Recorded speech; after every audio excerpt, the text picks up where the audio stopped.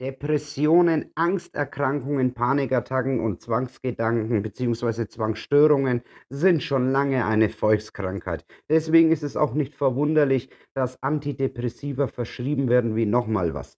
Heute möchte ich dir über Sertralin berichten, wie es bei mir gewirkt hat oder ob ich es überhaupt genommen habe. Was sind die Nebenwirkungen, Gegenanzeigen? Im Großen und Ganzen alles über Sertralin. Viel Spaß!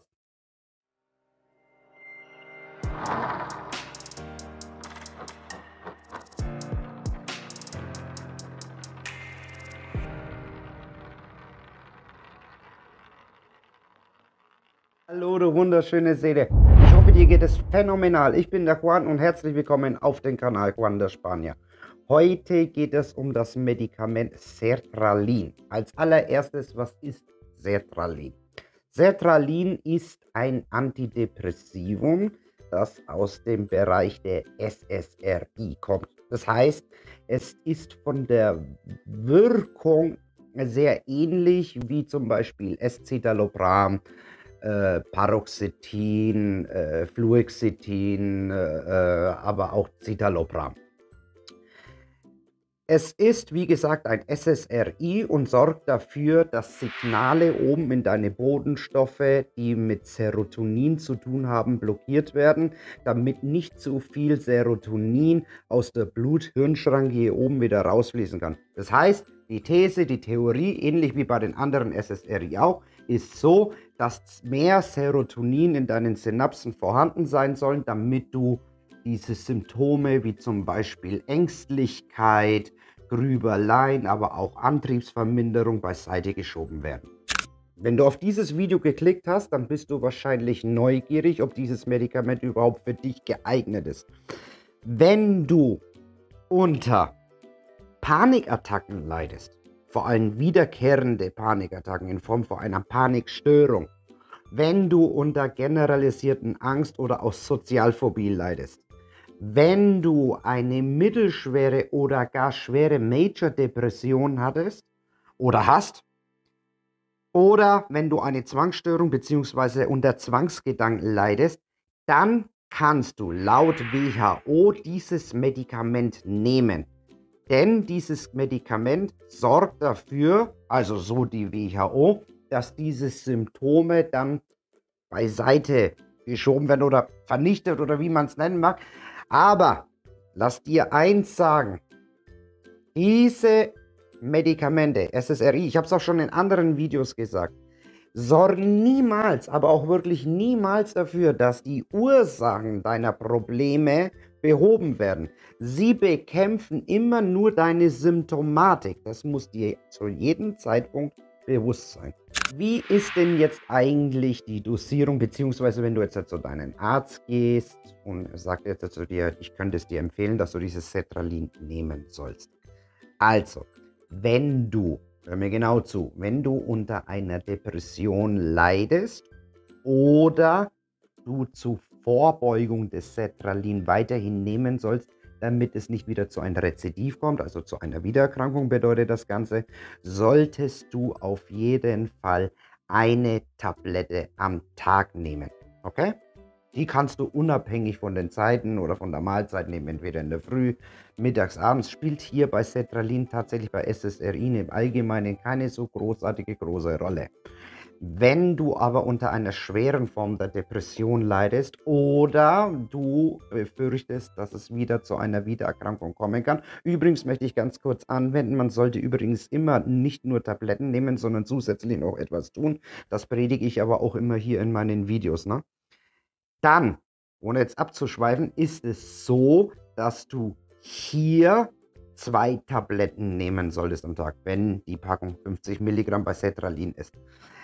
Die können dann unabhängig genommen werden, zum Beispiel frühs oder abends voneinander getrennt. Bei Zwangsstörungen ist es genauso. Bei Zwangsstörungen ist es so, in einer in Anführungsstrichen normal, was ist schon normal, das muss dann dein Arzt abklären, kannst du auch eine Tablette 50 Milligramm am Tag nehmen. Solltest du unter einer schweren Form der Zwangsstörung leiden, also wenn das schon sehr, sehr stark ausgeprägt ist, das entscheidet dann auch wieder dein Arzt, dann werdet ihr höchstwahrscheinlich auch hier wieder 2 Tabletten am Tag empfehlen. Hör zu, bei Angst- und Panikstörung ist es so, dass dein Arzt dir in allergrößter Wahrscheinlichkeit eine halbe Tablette empfehlen wird, in ein bisschen schwereren Formen dann eine ganze Tablette pro Tag. Und das ist sehr, sehr wichtig Entschuldigung. Bei Kindern und Jugendlichen zwischen dem 6. bis zum 17. Lebensjahr wird dieses Medikament von deinem Arzt, also pro Körpergewicht dieses Kindes, errechnet und gibt ihm eine individuelle Form, die es dann zu ihm passt, zu seinem Körpergewicht. So, und jetzt kommen wir schon mal zu den Gegenanzeigen, wann du dieses Medikament bitte nicht nehmen solltest.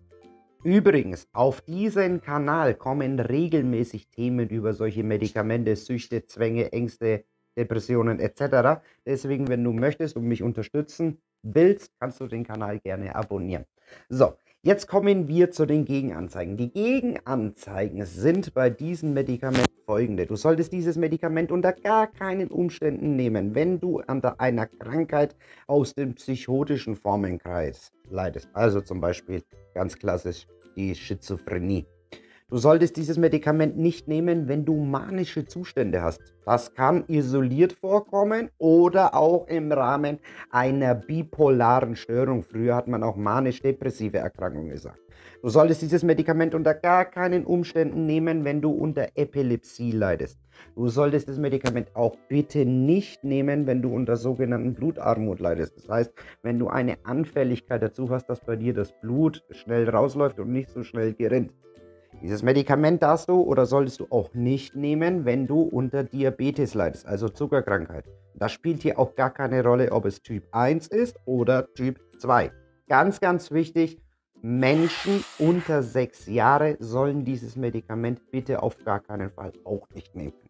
Jetzt kommen wir mal zu den Nebenwirkungen, weil ich denke, das interessiert wirklich sehr, sehr viele. Aber hallo, stopp. Ich kann dir jetzt nicht alle Nebenwirkungen erzählen oder sagen, weil das würde wirklich den Rahmen sprengen. Ne? Aber ich kann es dir unten in die Kommentarbox oder, wenn du möchtest, in die Beschreibung unten verlinken. Aber eins sei gesagt, zu den bekanntesten Nebenwirkungen, die da auftreten können, sind ähnlich bei allen SSRI, ist halt Übelkeit, Erbrechen, Durchfälle, Verstopfung, Bauchschmerzen, Mundtrockenheit kommt auch oft vor, Appetitsteigerung oder Appetitverlust. Gewichtszunahme, Gewichtsabnahme, Kopfschmerzen, was noch alles dabei? Migräne, Schwindel, Schlafstörungen und was halt auch immer sehr klassisch ist, ist so, ja, die Lipido, ne? Also das ist sehr oft dabei bei den SSRI, dass es dazu kommen kann, dass du eigentlich keine oder weniger Lust hast auf Sex, Orgasmusstörungen, Ejakulatstörungen, also das ist alles mit dabei. Am Anfang kann es sehr häufig dazu kommen, dass es zu starken Schwitzen kommt. Es kann aber auch in seltenen Fällen dazu kommen, dass man Euphorie bekommt, Manie oder sogar Selbstmordgedanken. Ich weiß, hört sich alles nicht schön an und ist echt sehr, sehr eklig. Aber wie gesagt, das muss nicht vorkommen. Wenn du aber unter diesen Symptomen sehr stark leidest, zum Beispiel auch unter denen, die ich als letztes jetzt dir gesagt habe, ist es bitte ganz, ganz wichtig, dass du sofort deinen Arzt anrufst oder unter Umständen schnell in eine Klinik gehst, denn da kann man sich dann sehr gut um dich kümmern. Jetzt kommen wir schon zu den Wechselwirkungen. Die Wechselwirkungen sind genau ähnlich, mehr oder weniger wie bei den anderen SSRI, wie bei Escitalopram, wie gesagt, Citalopram, Paroxetin etc. Bei diesem Medikament ist aber zusätzlich zu sagen, das ist ganz, ganz wichtig, du solltest auf gar keinen Fall so etwas wie Grapefruit zu dir nehmen. Das kann dann zu starken verschiedenen Wechselwirkungen kommen. Ganz wichtig zu sagen ist auch bei diesem Medikament bitte möglichst keinen Alkohol trinken. Das ist ganz, ganz wichtig, weil das kann dann natürlich auch zu unerwünschten Wirkungen kommen, die man natürlich dann nicht haben möchte. Wichtig zu wissen ist auch, du solltest unter gar keinen Umständen, wie ich es auch in anderen Videos schon gesagt habe, kein 5-HTP nehmen zusätzlich, weil das auch noch dafür sorgt, dass noch mehr Serotonin entsteht und da kann dieses gefürchtete Serotonin-Syndrom auftreten. Deswegen hier auch bitte nicht nehmen. Zu guter Letzt auch ganz, ganz wichtig, bitte kein Heilwasser mit starkem Lithiumgehalt und bitte auch nicht das Nahrungsergänzungsmittel GABA zu sich nehmen und bitte auch kein L-Tryptophan, weil diese auch da oben dafür sorgen, dass da mehr Serotonin unter Umständen oder halt auch GABA, das auch indirekt, zumindest nicht direkt, aber zumindest indirekt beeinflussen kann. Am Anfang des Videos habe ich gesagt, beziehungsweise wie es bei mir gewirkt hat. Also ganz ehrlich, ich habe Sertralin nie genommen, deswegen kann ich dir tatsächlich nicht sagen, wie es bei mir persönlich gewirkt hat. Aber ich habe viele Menschen in meinen Coachings und da kann ich sagen, ist aber nur meine persönliche Erfahrung 50-50. Es gibt Leute, die sagen, bei mir schlägt es an, aber andere sagen, ich habe gar nichts gemerkt. Aber hey, das ist wie gesagt bei jedem anders. Ich wollte nochmal in diesem Video explizit sagen, ich mache keine Werbung für Medikamente, ich habe keine Verträge mit der Pharmaindustrie oder sonst irgendjemand, das dient rein zur Information und zur Aufklärung meines Wissens. Ich verlinke dir jetzt nochmal, falls du Interesse hast, ein Video über das Medikament Venlafaxin und unten drunter ein Video über das Antidepressivum Mirtazapin. Ich hoffe, ich konnte dir mit diesem Video heute einen guten Mehrwert geben. Ich bedanke mich bei dir, dein Juan. Namaste.